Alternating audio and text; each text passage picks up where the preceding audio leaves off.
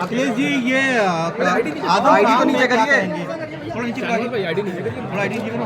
मैंने कल भी कहा भाई ये कौन ला रहा है यार, कैमरा इधर से उम्मीद है कि भाई कैमरा नीचे करो। मोहम्मद आजम अरे यार नीचे करो आईडी, थोड़ा नीचे करो आईडी। लेकिन हमें पूरा भरोसा भाई इस पे मत रखिए यार, मेरा कैमरा हिल रहा है। अरे नीचे करो। सबसे बड़ा सवाल ये है कि उनके खिलाफ साजिश कौन कर रहा है? बीजेपी के सहयोगी लोग, बीजेपी के समर्थक लोग।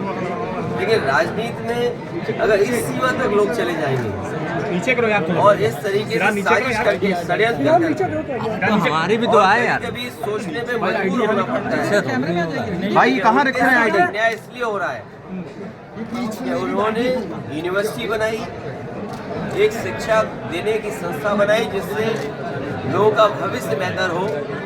और कभी कभी सोचने में जब बहुत चीज़ों को सोचते हैं समझते हैं तो ये भी लगता है कि मोहम्मद आजम खान साहब मुस्लिम हैं, इसलिए उनके साथ ज़्यादा अन्याय हो रहा है। अखिलेश जी मध्य प्रदेश में आपने लिस्ट जारी कर दी है और कांग्रेस कह रही इनकी कोई जमीन ही नहीं है अभी मध्य प्रदेश। देखिए कौन कांग्रेस या कोई दल क्या कह रहा है, इंडिया गठबंधन,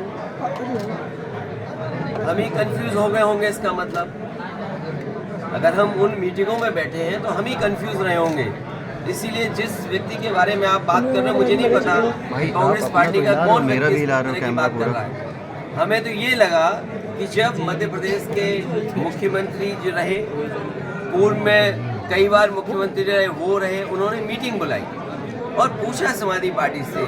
हमने अपनी पूरी परफॉर्मेंस बताई, किस समय पर समाजवादी पार्टी के विधायक कहाँ जीते हैं, कभी 1 जीते, कभी 2 जीते, कभी 5 जीते और किस जगह हम नंबर 2 पे रहे। पूरी चर्चा हुई और रात भर 1 बजे तक समाजवादी पार्टी के नेताओं को जगाया उन्होंने और बातचीत की, पूरे आंकड़े देखे और आश्वासन दिया कि हम 6 सीटों पर विचार करेंगे। लेकिन जब रिजल्ट आया, घोषित की गई सीटें, तो समाजवादी पार्टी शून्य रही। अगर ये मुझे पहले दिन पता होता कि विधानसभा स्तर पर कोई गठबंधन नहीं है इंडिया का, हम उसमें कभी मिलने नहीं जाती हमारी पार्टी के लोग, न अपनी हम सूची देते कांग्रेस के लोगों को, न कांग्रेस के लोगों का फोन उठाते। लेकिन अगर उन्होंने ये बात कही है कि गठबंधन नहीं है तो हम स्वीकार करते हैं गठबंधन नहीं है। और गठबंधन अगर केवल उत्तर प्रदेश में केंद्र के लिए होगा तो उस समय विचार किया जाएगा और जैसा व्यवहार होगा समाजवादी पार्टी के साथ वैसा ही व्यवहार उनको देखने को मिलेगा यहाँ पर। सर उन्होंने कहा कि हमने घोसी में समर्थन किया और ऐसा रहा तो किस नेता के बारे में बात कर रहा हूँ? ये कांग्रेस के कौन नेता है? उनके प्रदेश अध्यक्ष कह रहे हैं। देखिए प्रदेश अध्यक्ष की कोई हैसियत नहीं है, न वो पटना की मीटिंग में थे, न वो जाकर के मुंबई की मीटिंग में थे।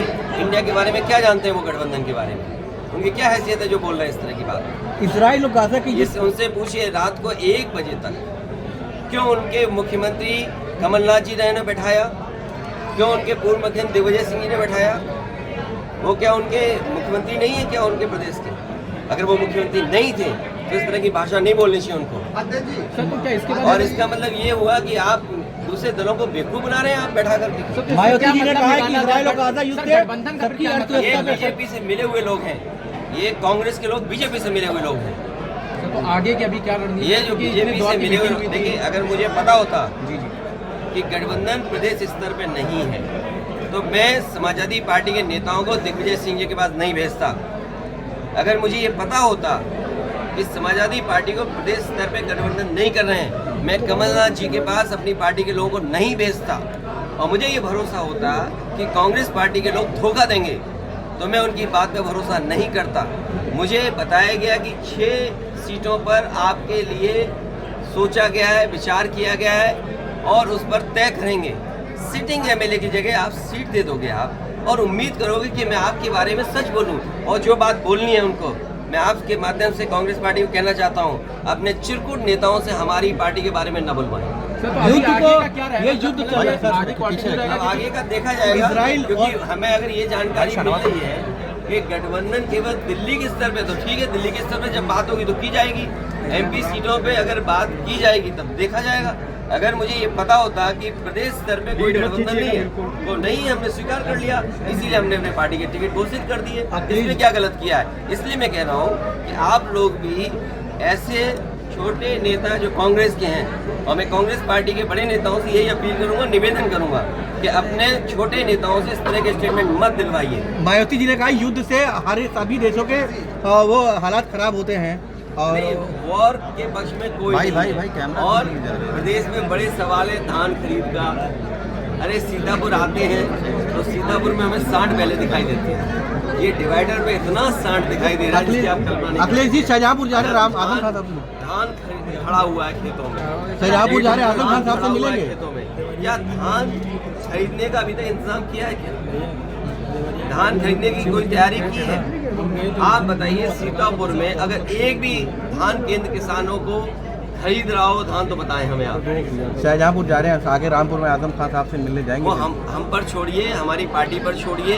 अब ये बातें क्यों पूछते, कौन किससे मिला? उनसे हमारा संपर्क है, लगातार बातचीत हुई है। वो हमारी पार्टी और हमारा परिवार है, हमें फैसला लेने दो क्या करना। सर 16 तारीख मत ढूंढिए, इसमें भी बीजेपी के आप एजेंट मत बनिए। सर 16 तारीख को आप देवरिया गए थे, देवरिया मामले पे वहाँ पत्रकारों को पीटा गया, उसके बारे में आप क्या कह रहे हैं? हमें दुख है कि बीजेपी के लोग सबको पीट रहे हैं। सर बहुत बुरी तरीके से दौड़ा के मारा गया था पत्रकारों को। कि बीजेपी अगर पत्रकार सही लिखते हैं, अगर पत्रकार सही लिखते हैं जी, तो पत्रकारों के खिलाफ भी जांच हो जाएगी, कार्रवाई हो जाएगी। और आप में से बहुत सारे ऐसे साथी हैं जो इस चीज।